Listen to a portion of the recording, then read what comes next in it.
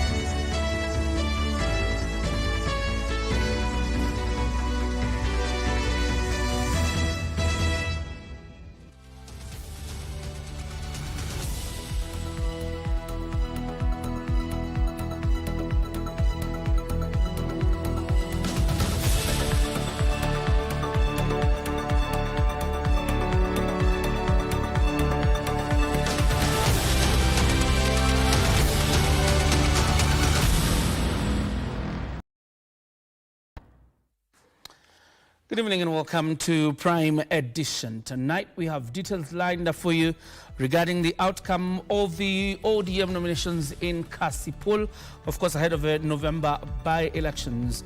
Who has won and what happened? We have details lined up for you, including what you have just seen, the calls by President William Ruto for the reform of the United Nations and particularly the UN Security Council. All details lined up for the next 1 hour or so as we inform you what has been happening across the country and across the globe. Welcome to Prime Edition.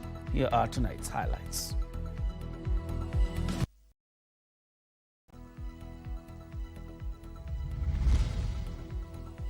Chaotic ODM nomination. Goons vandalize vehicles.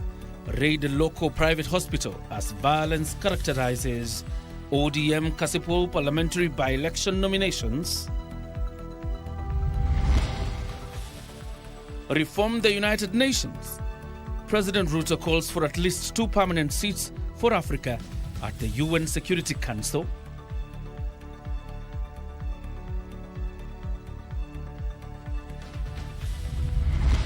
Pay if you want to shorten the strike, pay. Like the way you paid 2.73 billion. Pesa ikiingilia kwa account yetu tingling.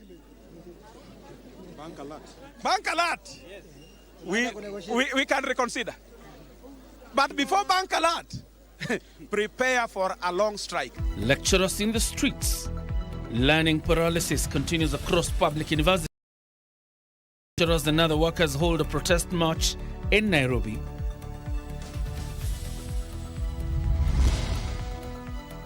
And one-term verdict in Malawi. Malawian President Lazarus Chakwera loses his re-election bid to former President Peter Mutharika.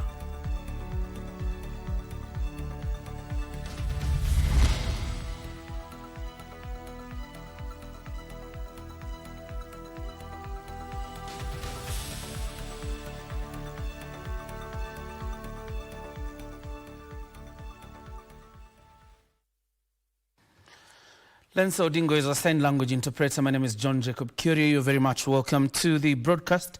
And we start off from New York in the United States of America, where President William Ruto has warned that the United Nations risks drifting into irrelevance unless it undergoes urgent reforms to reflect today's global realities.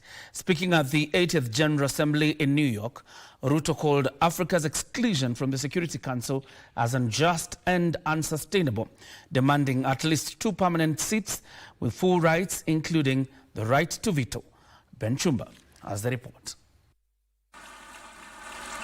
President Ruto delivered a bold message, urging the United Nations to evolve or risk the fate of the defunct League of Nations.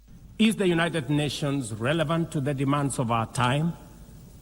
Can it continue to serve humanity in the face of current realities? Or has it become a relic of a bygone era?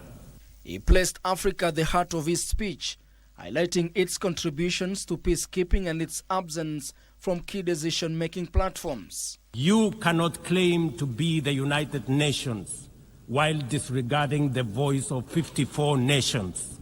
It is not possible.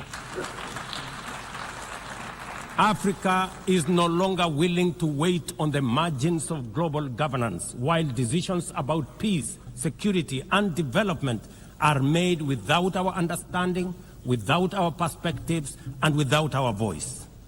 Africa deserves, ladies and gentlemen, at the very least, 2 permanent seats with full rights, including the right to veto, and 2 additional non-permanent seats on the United Nations Security Council. While enumerating Kenyans' gains in renewable energy, Ruto warned that lack of climate finance could stifle Africa's progress. That is why we call on the global community to unlock the US $300 billion agreed at Baku and to accelerate negotiations towards the new 1.3 trillion goal under the Baku-Belem roadmap. He criticized global financial institutions for deepening for a complete overhaul of what he termed an outdated and unjust system. For instance, during the IMF's recent allocation of special drawing rights, 64% went to wealthy nations. Just imagine, 64%. With little need for liquidity support. They didn't need the money anyway, but they got 64%. While the poorer countries received just 2.4%. What a disconnect. That the current global financial architecture punishes poor countries with high interest rates and enormous conditionalities, while rewarding rich nations with lower interest rates and softer lending rates. Ruto decried the inefficient and called for greater global support to sustain progress.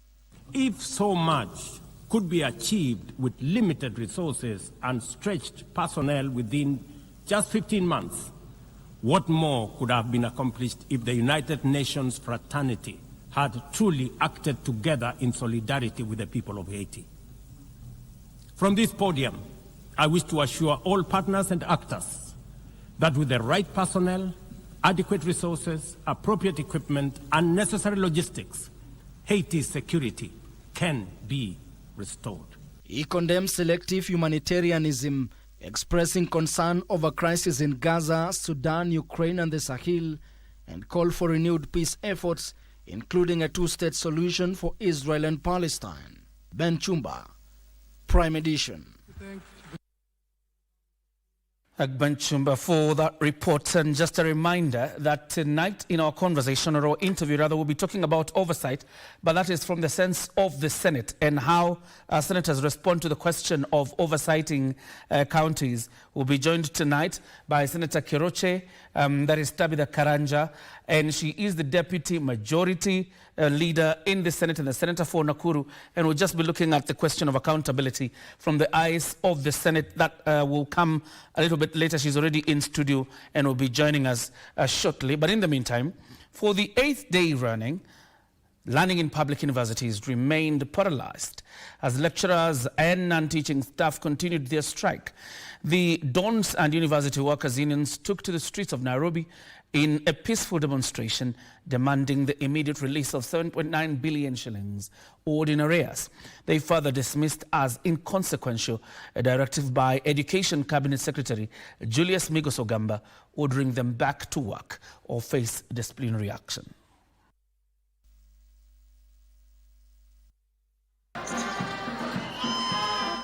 Lecture halls remained empty and students were left stranded as lecturers and other universities to demand their daily bread. They marched peacefully to and the Ministry of Education headquarters to present their petitions. If you want to shorten the strike, pay. Like the way you paid 2.73 billion. Pesa ikiingilia kwa account yetu tingling. Bank alert. We can reconsider. But before bank alert, prepare for a long strike. I'll be pursuing whatever you are asking the way I've been pursuing every other time, is it? And you know very well in a contract, they must honor it. Yes. That is you know that? Yes. So be assured that the document is at the right place. They vowed to of refusing to pay them 7.9 billion shillings in arrears. Tunataka kupeleka malalamiko yetu wapi? Kwenye serikali. Wamekataa kutulipa fedha zetu Tumewapatia miaka 8. 8 years hawajatulipa. They accused Education Cabinet Secretary Julius Migoso Gamba of disobeying court orders and threatening them instead of seeking dialogue to solve the impasse. Of habitually delaying negotiations on collective bargaining agreements and financial strain on university workers. To buy time, not even to prosecute a legitimate case. You went to buy time when you stayed the 2017-2021 CBA. The court has made a decision. All that is pending is payment. The Attorney General has paid. Can this money be paid forthwith? And then we will consider what to do next. Joseph Ohum. That's the politics in education. But nothing gets muckier than politics itself, because violence marred the Orange Democratic Movement ODM nomination exercise in Kasipul constituency of Homa Bay County as rival groups clashed, leaving a trail of destruction. The chaos, which escalated quickly, resulted in several cars being vandalized and a local hospital owned by ODM parliamentary aspirant Newton Ogada being raided and damaged. ODM, in a statement released from the party headquarters, has accused Ogada and Homa Bay County Deputy Governor Oyugi Magwanga of being behind the chaos. The ODM party primaries in Kasipul constituency, Homa Bay County, failed to commence as scheduled on Wednesday, following violence and interference that disrupted the exercise. The chaos began at the Rachuonyo South Sub-County headquarters, where election materials were being distributed ahead of the nomination. Elections started much later, around 10:30. In all the polling stations, it was very late. And the people just voted for a few hours, between 10 and 1:30 there, before the goons took charge. Tensions between leading ODM aspirants Boyd Were and Newton Ogada escalated when the two confronted each other during the distribution process. The ODM party says the situation deteriorated further with the arrival of Homa Bay Deputy Governor Oyugi Magwanga. In a shocking turn of events, goons raided Beryl's Hospital, a health facility owned by aspirant Newton Ogada Kefa, causing extensive damage to property, including vandalizing vehicles parked on the premises. I've come here to see by my eyes what have happened to my fellow competitor,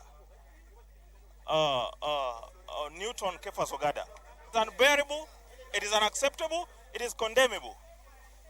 Our people came out to vote peacefully for the ODM primaries, only to realize that goons na hospitali pia wakakuja wakapiga kila kitu, hadi wagonjwa walichapwa.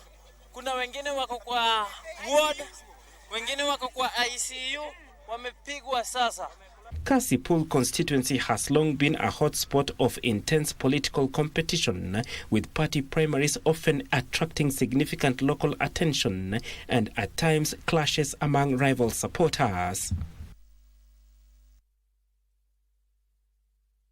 And a quick update on that nomination is that the son of the late MP Ongodo Were has actually won that ODM nomination. That is Boyd Were, who is now poised to campaign, of course, alongside others from other political parties to succeed his late father.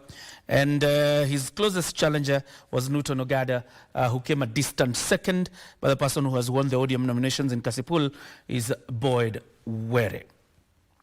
Now, early and forced marriages have been highlighted as among the most serious forms of crime in the northern Kenya region. Interior Cabinet Secretary Kipchumba Murkomen, who spoke in Wajir County, warned that those forcing underage girls into marriage will face the full force of the law, as Giverson Minor reports from Wajir County. The Jukwaa la Usalama County Security Forum, Northeastern Chapter, page 8 stand in Wajir County. Interior Cabinet Secretary Kipchumba Murkomen urging the communities living in the north to collaborate with security agencies in fighting the threat of terrorism. Gender-based violence. Na mtu akiulizwa ati kwa nini mtoto wa miaka 15 amepeanwa kuolewa, anasema ilikuwa hii ni kawaida ya jamii ya Wasomali. Hakuna kitu kama kawaida. Sheria ya Kenya inasema mtoto under 18 years, any sex with that child is defilement. Murkomen further called on security agencies, including the National Police Service, National Police Reservists, Kenya Defence Forces, and the intelligence community to work in unison to secure the country, especially along the Kenya-Somalia border.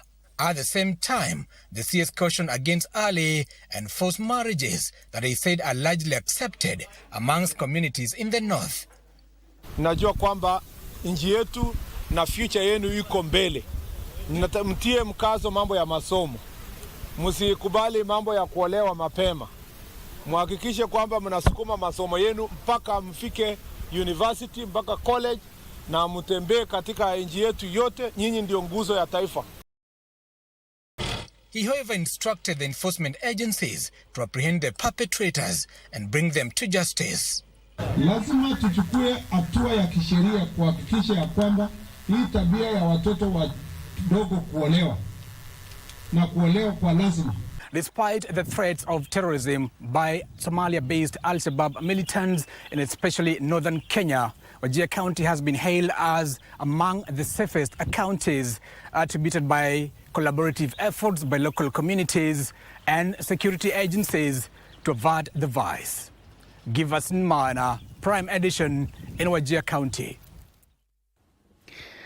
The son of Kimumu there trying to be cool. It's a wonderful look. It's time for us to take a first breather right here on Prime Edition. But just a reminder, when we come back, we have more news lined up for you, including that conversation with the Senator for Nakuru, who is also the Deputy Majority Leader, and that is Keroche Tabitha Karanja. And we'll be talking about oversight, but in the eyes of a Senate. Don't go too far.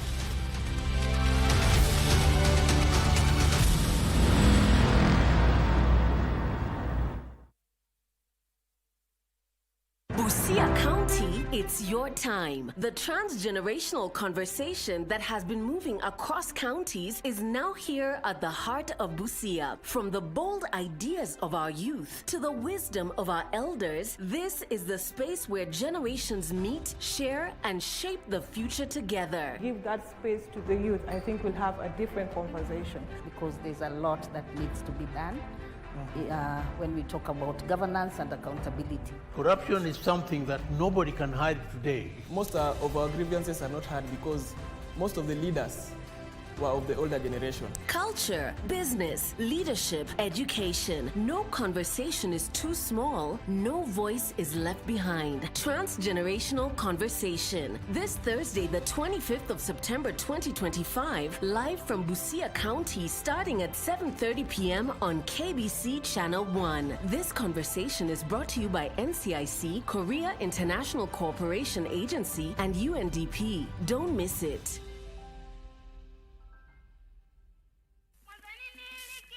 I got a steak. Steak iko wapi? This is what? Una nyama. Yeah? Una nyama? Hiyo ni ngozi na mfupa. Peke yake hakuna nyama hata moja hapo. Basi nao ni mjinga mama, wote ataje shilingi 50 alafu uje ukutema nyama yote alafu kae chini ule. So lakini mbali na hivyo tena wacha hivyo. Hata kufikia kwao atafikia kwao. Sitakula haramu mimi. Kama ule mtu wa maji ule upita akimuitaita. Mkweli nilikuwa nasahau.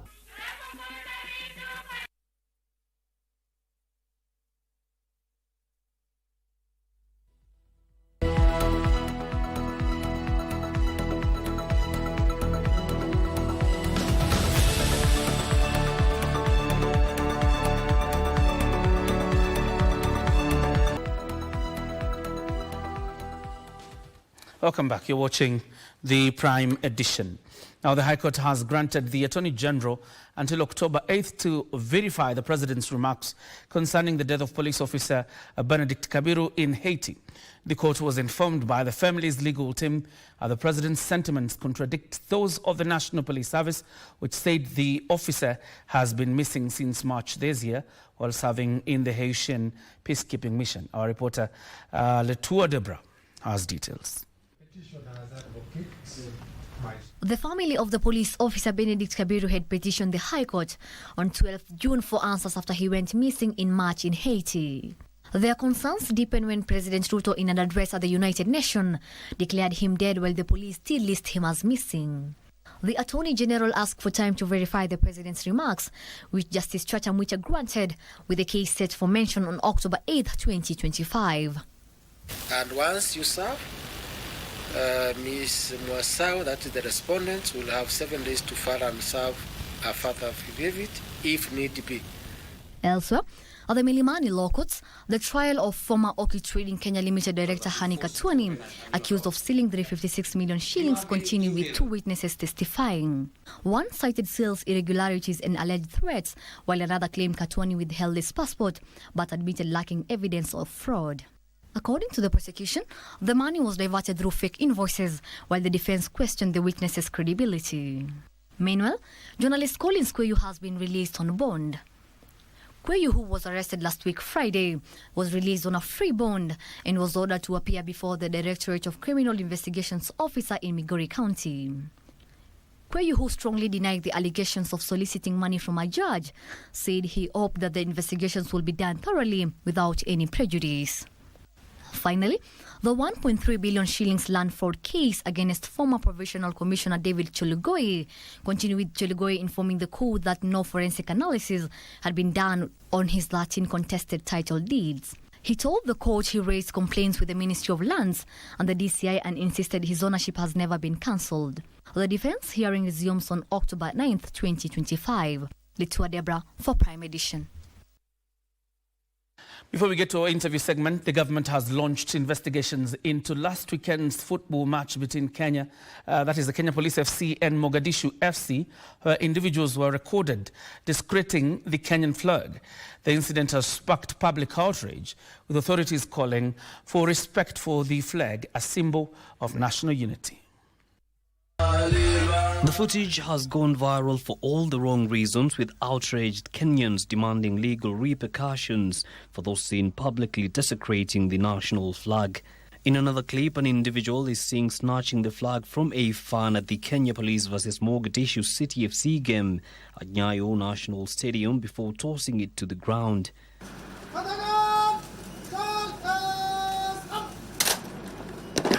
Today, the government has weighed in. Interior Cabinet Secretary Kipchumba Murkomen says the national flag, emblems and name act regulates and any form of disrespect is punishable by the law. Hatutakubali mtu yoyote iwe Mkenya ama mgeni kucheza na uhuru wetu na our symbols of national unity, including our national flag. Ama mnataka wageni wachezee bendera yetu? Atu wanakanyaka na kuchoma na kuchezea. That is a flag that was worn by sweat and blood, and we will not allow anybody to discredit it. Murkomen further stated that such actions erode the moral fabric of society and tarnish the spirit of football, which is meant to unite rival teams, not fuel regional divisions. Kenya is a privilege. And when you play around with our national instruments of national unity, you lose the privilege to live in our country. Inspector General of Police Douglas Kanja, on the other hand, says the National Police Service is treating the case as a priority and assures that once investigations are complete, the law will take its course. Director of Directorate of Criminal Investigation is under direct instructions from the Inspector General, none other than Douglas Kanja Kirocho, that he must move with speed and efficiency and ensure that that man is arrested and taken before a court of law. Alafu koti zetu sifanye kazi yao. Bendera yetu lazima iheshimiwe na kila mmoja wetu. Kenya Police FC beat Mogadishu City FC 3-1 in the controversial match, with a return leg expected this weekend. Yusufar reporting for Prime Edition. Time for us now to get into a conversation, and we're talking about oversight, but in the perspective of the Senate. We'll talk about Nakuru, of course, because the senator is from Nakuru County, but most importantly, she's the deputy majority leader in the Senate. And one of the conversations, Senator, karibu sana. Thank you very much for joining us, first of all. Thank you. You're most welcome. Asante sana. And thank you for inviting me. Absolutely. Asante. Karibu. Asante, yes. One of the things that have dominated public debate is some of the remarks made by the ODM leader, Raila Odinga, regarding the role of the Senate in terms of holding governors accountable, whether you really need to summon them to Nairobi to answer to the questions of accountability. What is your stand really on those remarks made by the Honorable Raila Odinga? First of all, thank you so much for inviting me. Karibu. And I always like saying hi to my people of Nakuru. You can use that camera, yes. Of Nakuru, and really thank them for giving me an opportunity to be their senator that I'm very proud of all the time. And then I remember I heard what the former Prime Minister said when they were in Homa Bay, and it was a surprise actually for all of us. Because I know he's the one among the people that wrote the Katiba, isn't it? The Constitution. Yes. So when they put the role of the senator to be doing the oversight, I'm sure there's something they had already done and seen, that if the governor is just given the resources, the public resources, just to use without any oversight, anybody doing the oversight, I think they can really misuse. And it has been witnessed in many areas. So it was a shock, and I think even him, he realized he was not doing the right thing. Because there is no way how the governor can run a county without being oversighted. And that is by the senator. Because the MCAs, they can't do, they've refused to play their law. So the only person left now playing the law of doing the oversight and ensuring the money that comes from the treasury, or that is that comes from the national through the treasury now, it really does the projects that are meant for the Nakuru County, for the people. And if they don't, the governor doesn't do that, that's how you see us now taking them being summoned to come to the Senate. Because we always take petitions to show how they are misusing, how they are doing the misappropriation of the funds, and then now they are summoned by the senator, Senate. And you've seen Her Excellency Susan Kehika having been summoned several times. She was actually there, I think, last week. Yes, I'm the one now behind that. Yeah, because there's a lot of misappropriation of the Nakuru County funds. And we'll talk about that in a bit. For example, today you were in the news, actually right here, around 1 p.m., and you were talking about the emergency fund, emergency kitty, particularly for those displaced by the rising waters in Lake Naivasha. But before we even get to that, how do you disabuse the notion that much of what the demand for accountability by county senators from their respective county governors is a political showdown rather than an exercise of accountability? Yeah, because anytime you are playing your role, because you are given 3 roles when you are elected as a senator, and the first one is now to ensure that you bring enough funds to the county, which I've been doing since we came in the leadership. And then after that, you ensure that money does projects for the Nakuru County, and then you ensure it's not being misappropriated. And then when you do that, they think that it's politics. Yeah, they take it so casually as if it's politics. And even they can go around the county just talking of that senator doesn't know her work, he's not paying her role, and like our governor has been seen even having appointed one senator that she thinks is the one that can be doing better than what the Senator Kiroche is doing. Yeah, so I don't know why they take that, but I can imagine those are the governors that want to do corruption. Those are governors that want to do corruption, because those who don't want to do corruption, they are always working closely with their senators. I'm very sure even they keep on calling their senators to ask them whether there is anything they can see that is not working, because they are ready to listen. So that even before it escalates and this senator takes things to the Senate, the petition to the Senate, I think they've already ironed out and told her this is not what should have happen and all that. But the minute they refuse that, you have no option because you're audited to ensure that money does the projects of the people. One of the biggest points of departures between yourself and the governor for Nakuru County, of course, when we started now seeing the reactions between yourself and the governor, was the war memorial. That matter about the war memorial. Yeah. Are you telling us that you had tried to speak to the governor before you raised that matter in public? Yes, I tried to call her. Yeah. Of course, she could not pick my call.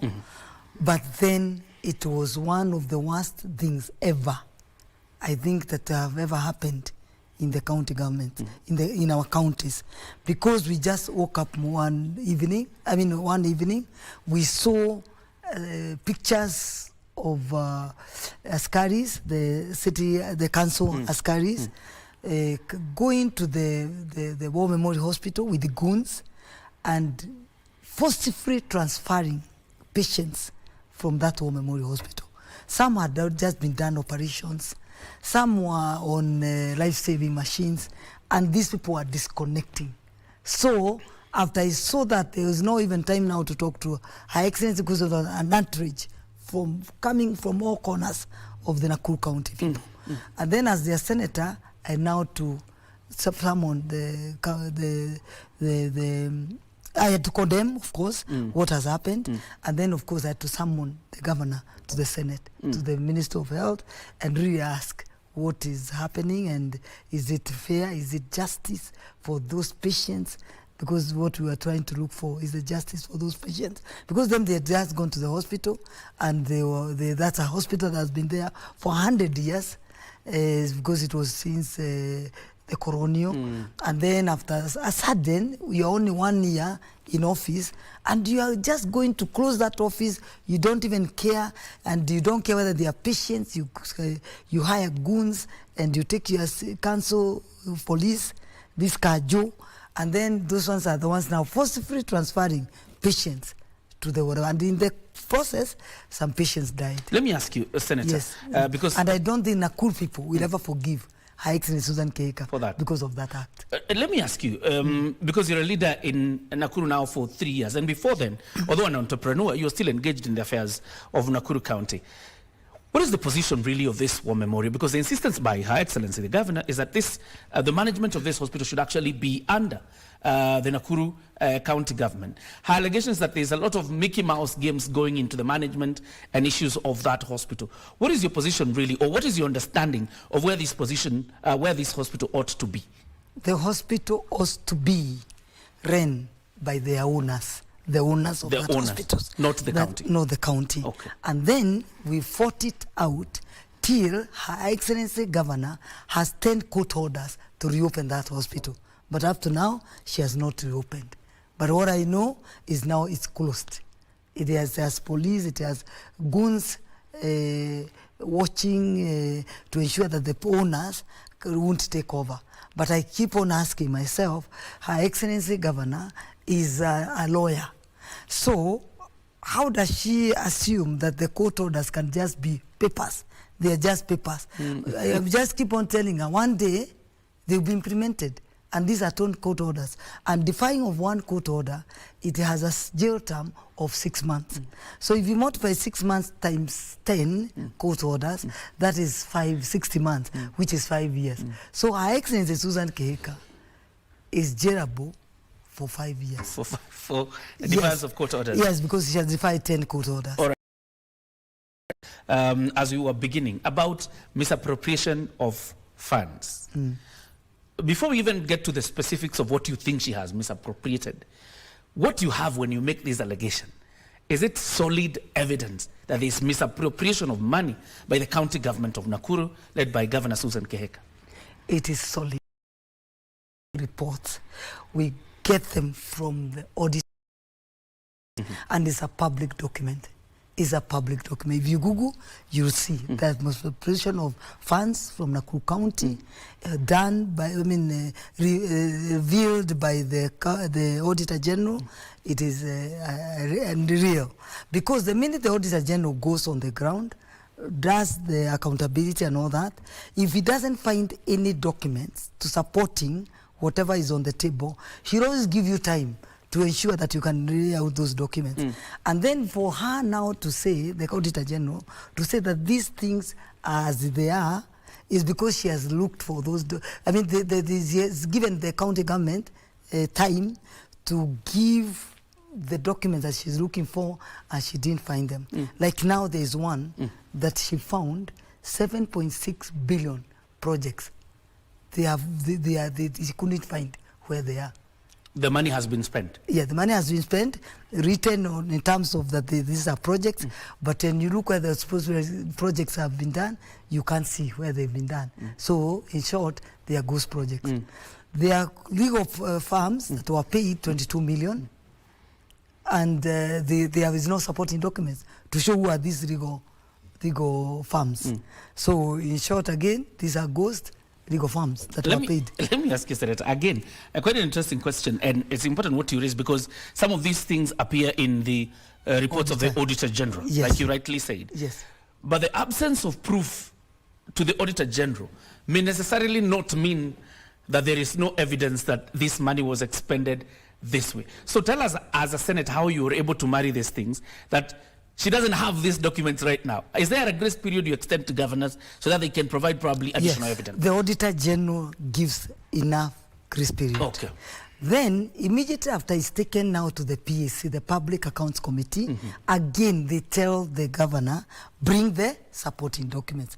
When you see now the PAC is referring the matter to the EACC, it's because, again, they couldn't supply the documents to the PAC, the Public Accounts Committee. So now, as we speak, the Public Accounts Committee found now that corruption for Nakuru, it is now to be tabled at the EACC. So as we speak, is at the EACC. And me as the senator, what I'm saying, I know there have been a lot of misappropriation of the funds of Nakuru County, because when you go around the whole of Nakuru County, everybody is complaining because there is no medicine in our hospitals, no diagnostic machines in our hospitals, our roads are pathetic, and yet our county has a budget of 25 billion annually. So when you compare the funds brought to Nakuru County and what is happening, you already know now there's a appropriation of funds.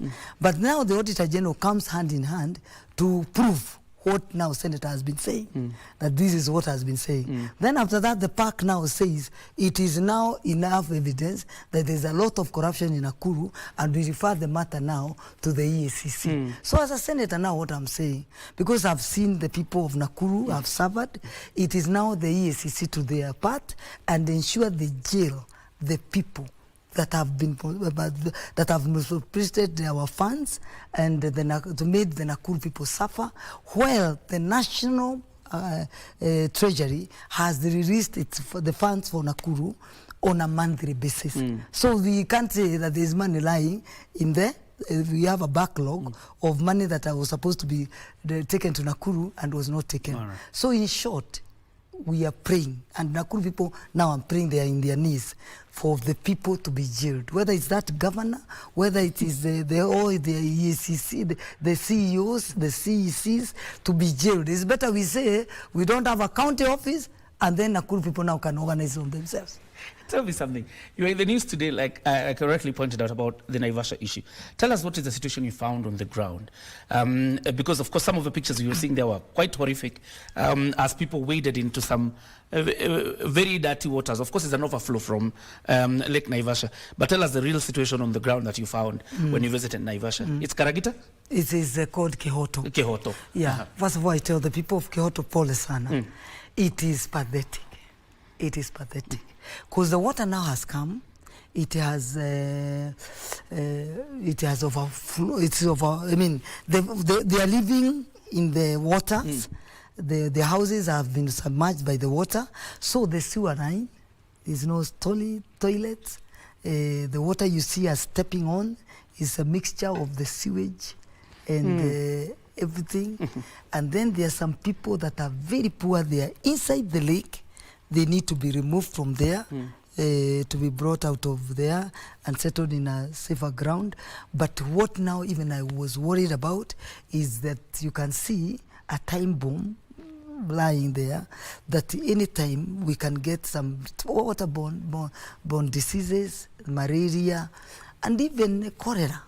In fact, even when I left there, it was that I felt so sad, and that's why you could hear me calling the national government, even as I'm asking the county government to come with the disaster money, because every time there's a budget, there's always disaster money, to come and arrest the situation before even the national government comes on board. I don't know whether it is that people don't know what is happening there, because even that water, the way you've seen this Kyoto people are suffering, the overflow of that lake, it is not natural. It is because the people around the lake, the people who have built around the lake, those investors, some have put some dikes where some water now has been controlled in a way that now is overflowing on the side of the Kyoto. And these are the Kyoto people. They are the lowly, the low cadre of the Kenyans.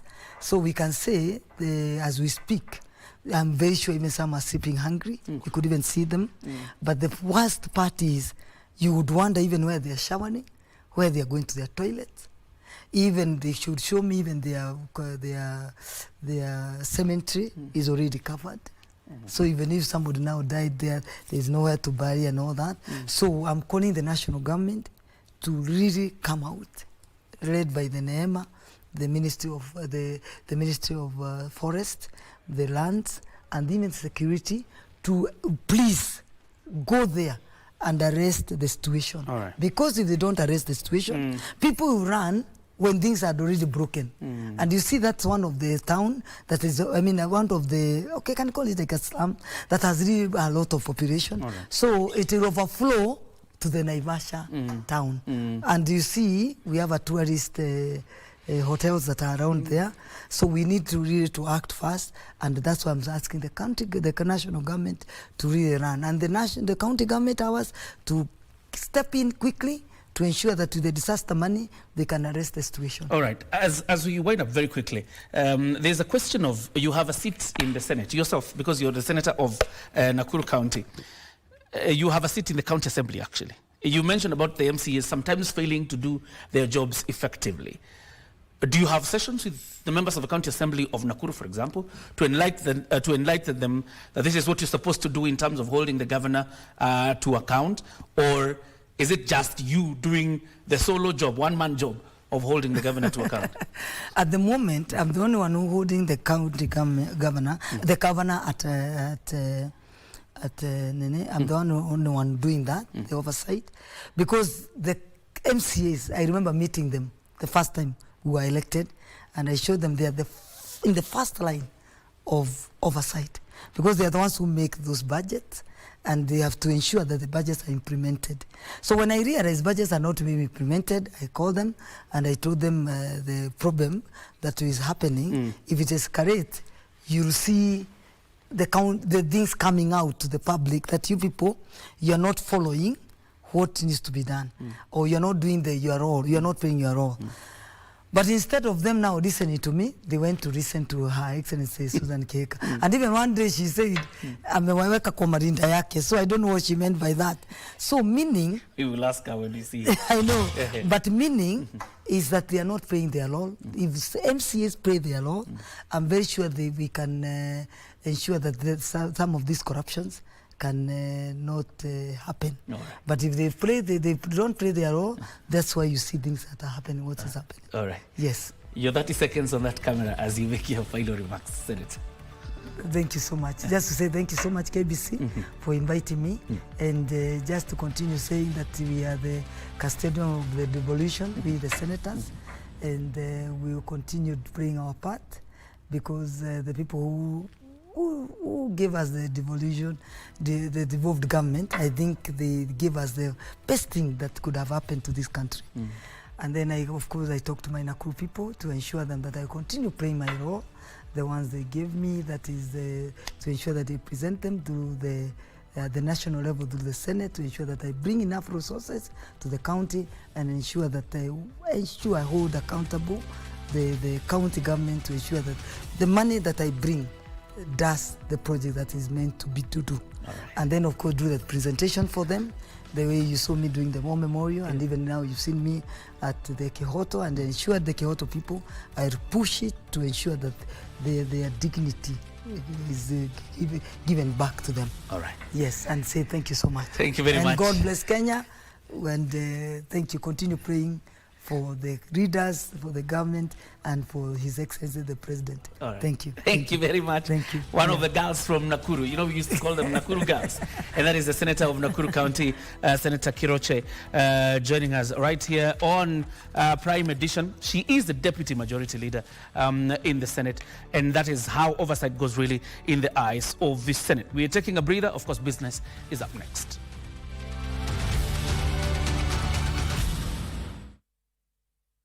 Kitovu cha mshikamano ni mahali ambapo familia nzima hukutana, vijana hujifunza stadi za maisha na watoto hukua wakilelewa katika misingi ya imani. Kila mmoja anajisikia sehemu ya familia kubwa ya kijamii. Ni mshikamano huu unaoendeleza tumaini. Sidqul hadithi, ukweli katika mazungumzo na katika vitendo. Hasa Mtume anasema, je, shikamaneni na ukweli, kwa sababu ukweli yahdi ila albirri, unamuongoza mtu katika mema na mazuri. Unakula halal ukiwa unachunga amana, basi bila shaka Mwenyezi Mungu Subhanahu wa Ta'ala atakuwa ni mwenye kupatia furaha hapa duniani na kesho akhira.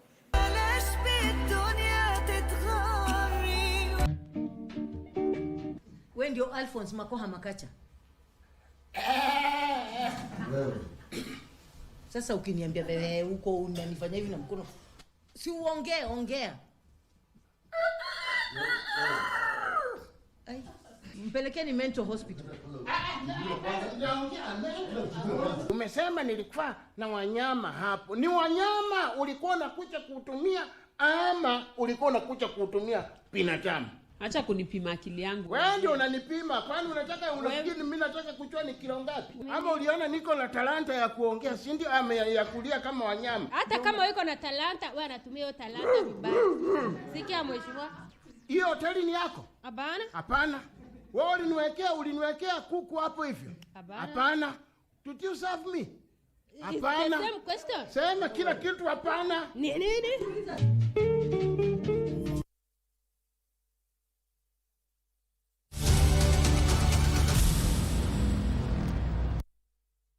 Before we do business with Wairimu Jenga, Malawi's President Lazarus Chakwera has officially conceded defeat in the wake of last week's presidential election.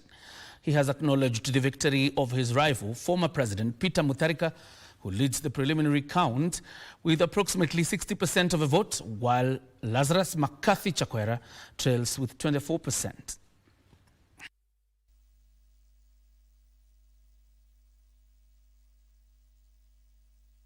Chakwera says he has personally reached out to Peter Mutharika to offer his congratulations, acknowledging the former president's insurmountable lead in the recent election.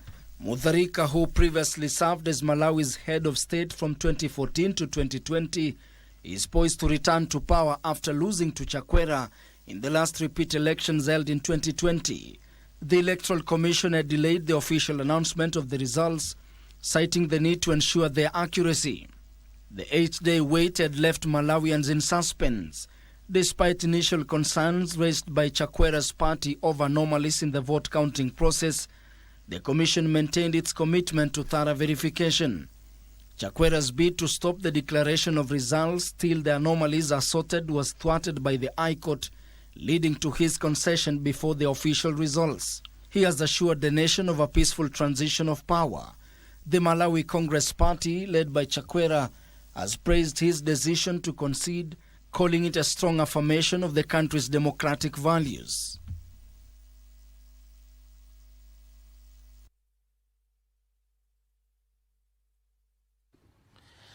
Now, Migori County Deputy Governor Joseph Mahiri is facing a possible censure motion as MCAs accused him of a raft of misconduct in a motion to be tabled by Tagare Ward MCA Moses Magwe.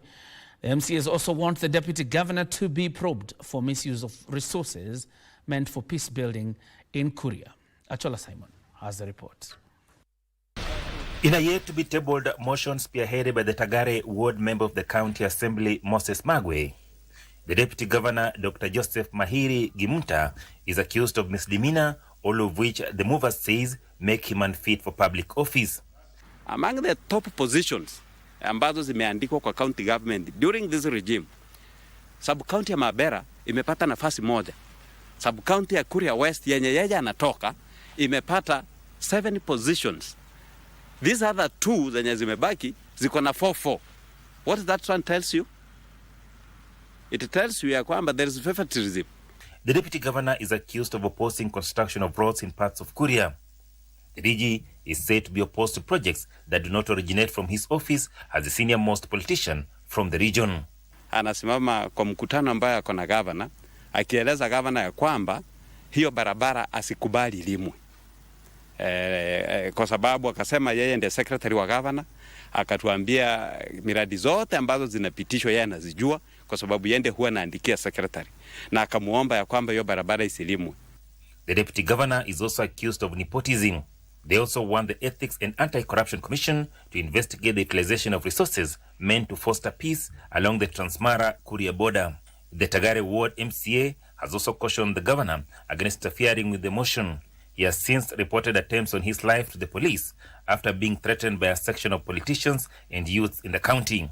Achola Simon, Prime Edition, Kisumu County.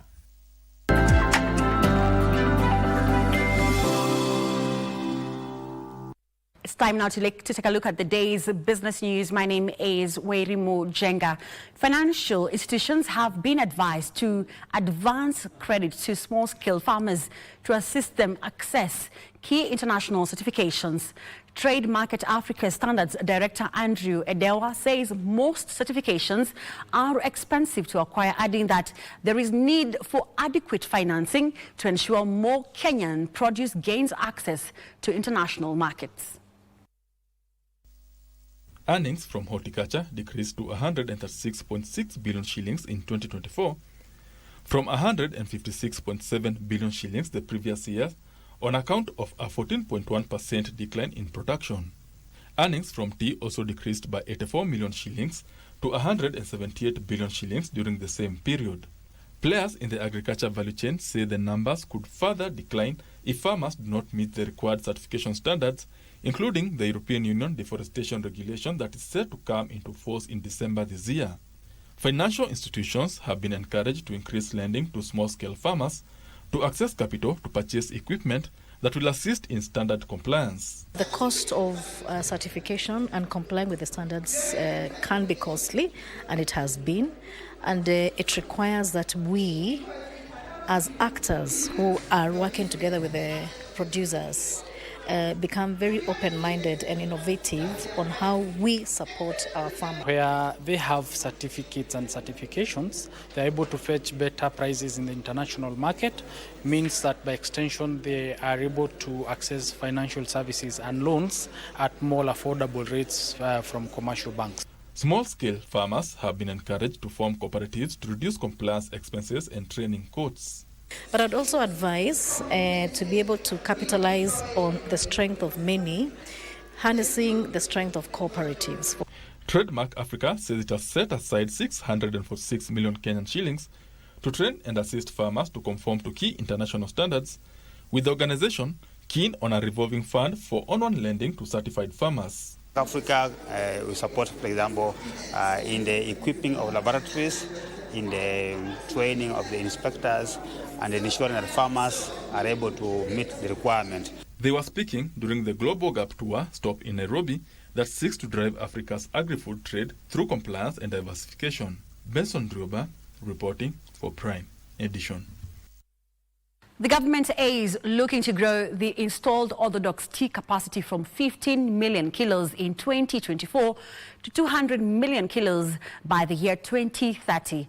Agriculture and Livestock Development Cabinet Secretary Mutahi Kagwe says this efforts will be achieved through increased capacity and reach, including the restoration of markets with traditional buyers such as Iran. For 2024, the Kenya Tea Development Agency ranged between $3 and $4.16 per kilo, with an average of cents per kilo.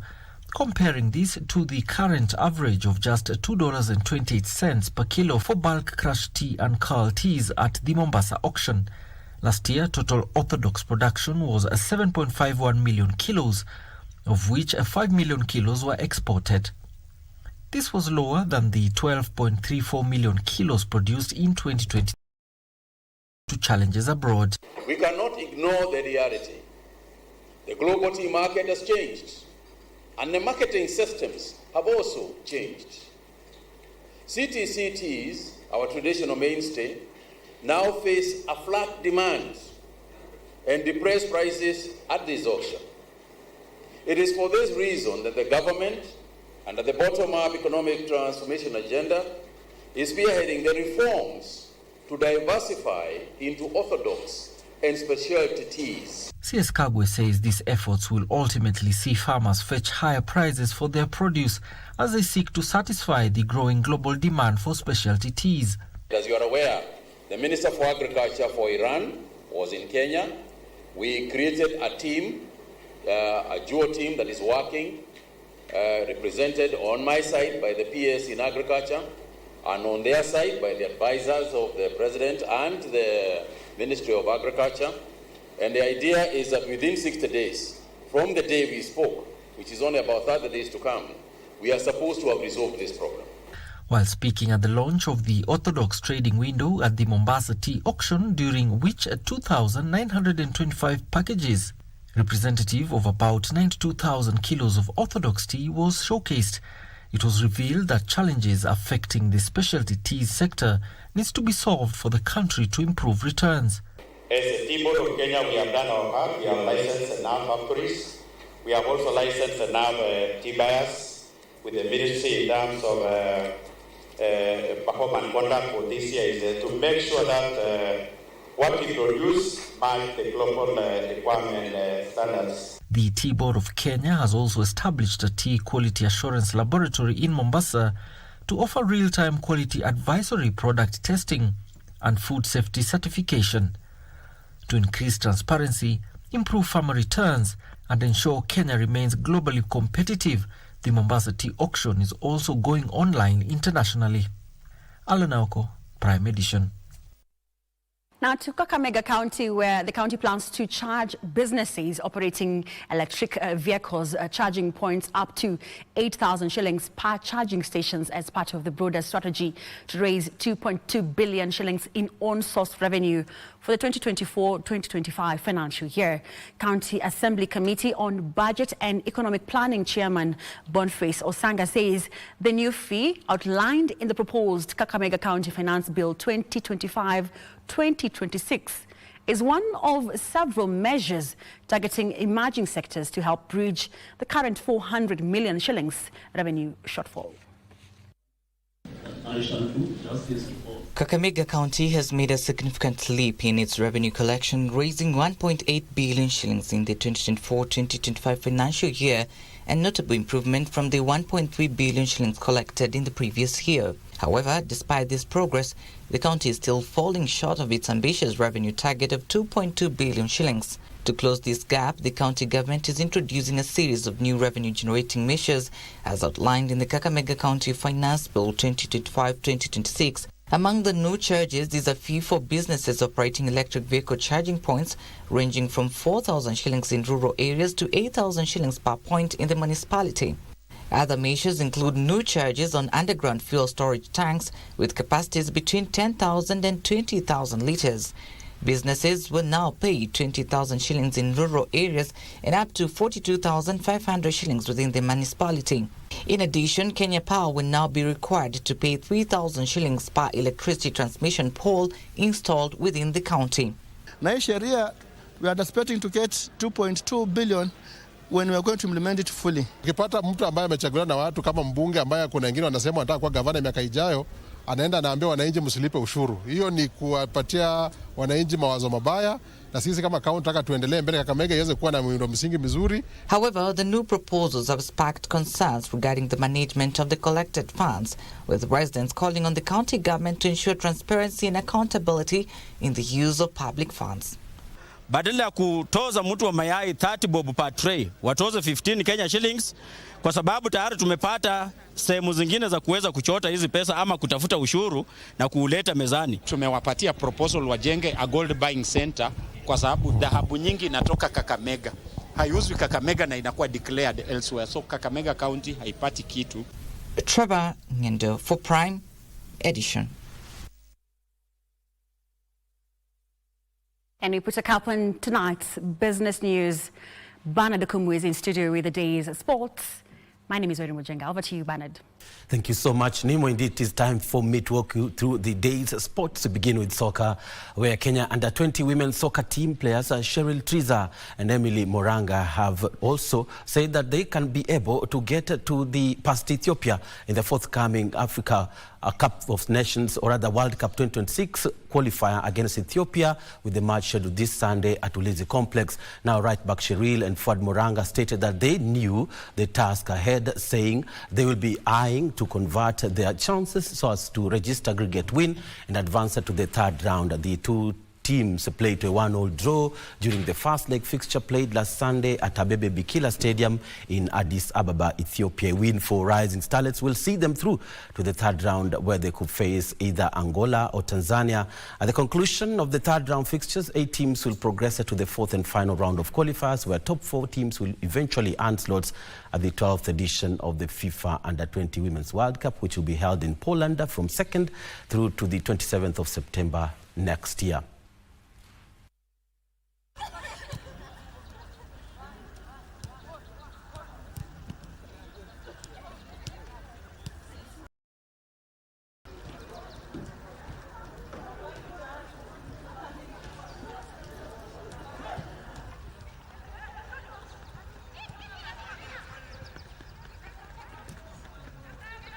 Tuko psyched up kwa camp training, alafu watu wanajipush, alafu coaches pia hawajatuacha nyuma, wanatuambia tupush penye hatukufanya correct, tunafanya kwa zoezi, ndio tukifika kwa game itakuwa rahisi. We need to attack more because tunapata chances but tuna utilize kidogo, so tukiweza utilize all the chances we get tutakuwa fit. And still on soccer, where Ulinzi Stars climbed to the top of the Football Kenya Federation Premier League standings after drawing 0-0 with Kariobangi Sharks in midweek fixture played at Ulinzi Sports Complex in Lang'ata, Nairobi. Ulinzi sought to win their second match on the trot, but met a resilient Kariobangi Sharks, whose backline remained firm, thwarting goal-scoring attempts from the 2010 league champions. Sharks created their own chances as well, but failed to convert them. The result moves Ulinzi to the league summit on 4 points from 2 matches, 1 point ahead of Shabana, who dropped to second position. The league continues on Friday, where KCB will face Mathare United. On Saturday, Rangers will play Tusker, while 2009 champions Sofapaka will be up against record champions Gor Mahia. Leo imekuwa gumu kidogo. Ulinzi wamekuwa wenye nguvu zaidi. Hata ukiangalia kipindi cha pili, nafikiri hata mechi ikielekea kuisha walikaa labda zaidi ya kupata bao kutuliko. So kwetu labda ijakuwa mechi rahisi na kumekuwa pia na uchovu. Sasa labda mimi kama mkufunzi kuangalia mazoezi yamekuwa vipi labda hii wiki na kwenda kurekebisha. Kwa maana ni mechi ambazo zimekaribiana, dhidi ya siku 10 mna mechi 3 ama mechi 4. So well, especially in the second half. In the first half, it was a game of tactics. Ilikuwa ngumu sana, yani wao wanataka break from the center na sisi pia tunataka to break from the center. But in the second half, I told my players to now start attacking from the flanks, and it gave us a lot of chances. It's unfortunate we didn't turn any of those chances into goals, but it was a good game. And the Kenya's national baseball 5 youth team has arrived in Nayarit, Mexico, ahead of their much-anticipated debut at the Baseball 5 World Cup, which officially kicks off today at the Park Loma Court. Daniel Mwendo, who is in Nayarit, has more details. The team of 8 promising athletes has been in intense residential training at the African Nazarene University since the start of September. With the morale high and preparations complete, the young squad is confident as they take their place on the world stage. Kenya enters the global competition. This is a great motivation because the team has worked so hard in the last 2 years. We were in South Africa for the qualifier, continental qualifiers, and we emerged as number 2 behind Ghana. And now we've come here to make that statement again that Kenya is speaking loud. This marks the first time the country is participating in the prestigious Baseball 5 World Cup, and the team is determined to make a strong impression. Their campaign begins with a high-stakes clash against tournament favourites and top-ranked Cuba, followed by a crucial markup with South Korea. Kenya will then wrap up the ground stage with a showdown against Spain. I think it's a litmus test for us because we have to beat them. And by doing so, we'll be making a statement that we are there among the top to win the tournament at the end of the day. With determination, preparation, and national pride fueling their efforts, Kenya's youth team is ready to show the world what they are made of. The training has been good, and we've trained so well. We know that we are so much prepared to face the world. And we assure people that we'll do nothing but the best. The National Baseball 5 team will be looking forward to start their campaign on a high when they take on Cuba to keep their title dreams alive. Remember that Kenya will be the only African nation to take part in this year's World Cup after Ghana failed to show up in the last minute. Reporting for KBC Sports from Nayarit in Mexico, I'm Daniel Mwendwa. A good stuff from Daniel Mwendwa in Nayarit, Mexico. Moving on, reigning Bingo Fest national champion Purity Chepkirui is set to start her title defense of the 1500 meters race when she takes to the track during the Nyanza leg of Bingo Fest scheduled for Thursday at Jaramogi Oginga Odinga Stadium in Siaya County. Chepkirui is among more than 500 registered athletes aiming to share a prize pool of over 6 million shillings. Now, the multidisciplinary event will not only consist of athletics, but football, rugby and basketball as well. The winners in football and rugby, both men and women, will pocket 1 million shillings each, while the winning teams in basketball will be awarded $500,000 shillings. The first runners-up for football and rugby will be awarded $500,000 shillings, while the second runners-up are set to receive 250,000 shillings. In basketball, the teams that finish second and third will take home 250,000 shillings and 100,000 shillings respectively.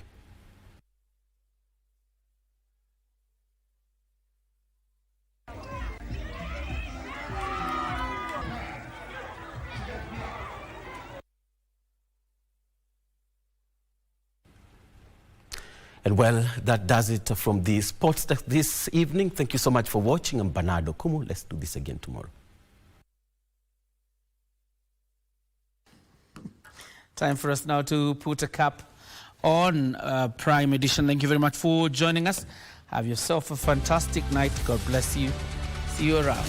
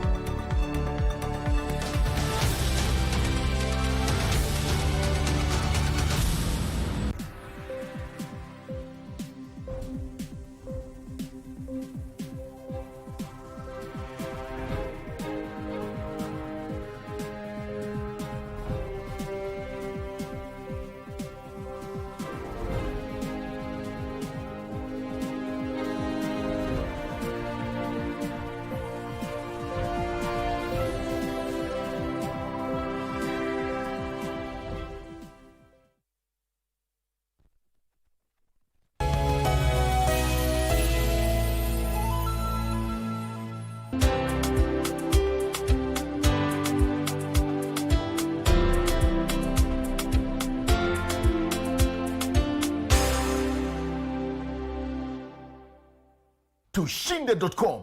Cheza safe, cheza smart. Gambling is addictive, not for persons under the age of 18 years. dosi